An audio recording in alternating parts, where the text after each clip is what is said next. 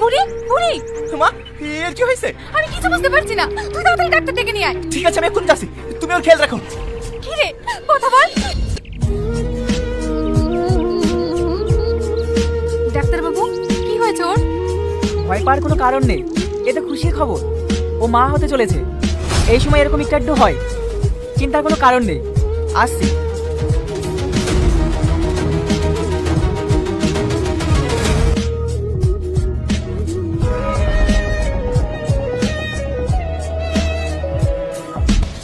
আমার জন্য আপনাদের সবাইকে গ্রামের মানুষের কাছে অপমানিত হতে হলো।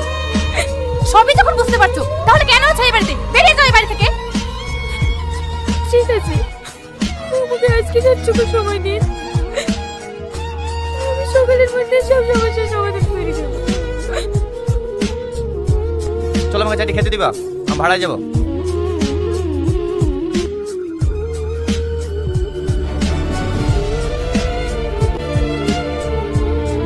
কোথায় গেল?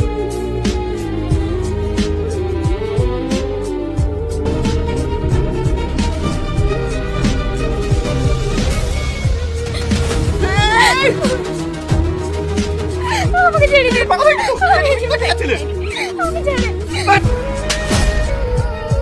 তোমার যদি মরার অত ইচ্ছা থাকে তাহলে বাড়ি থেকে পালিয়েছিলে কেন? ওখানে মরতে পারতে। ওটাই আমার বলছিল। এখন আমি কি করব?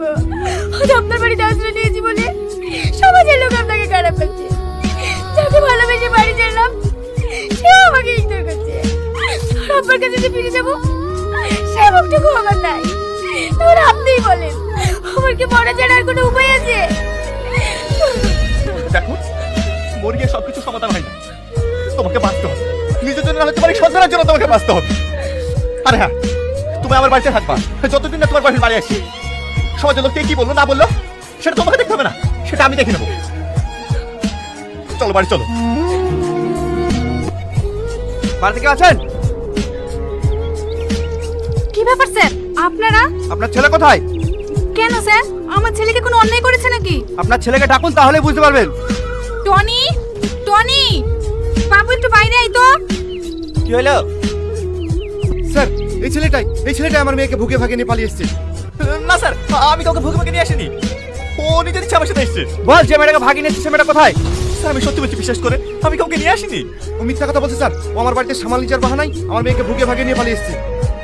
সত্যি করে বল, মেয়েটা কোথায়? স্যার আপনি বিশ্বাস করেন, আমি সত্যি কথাই বলছি। আমার মিথ্যা কথা? দাঁড়ান ইন্সপেক্টর,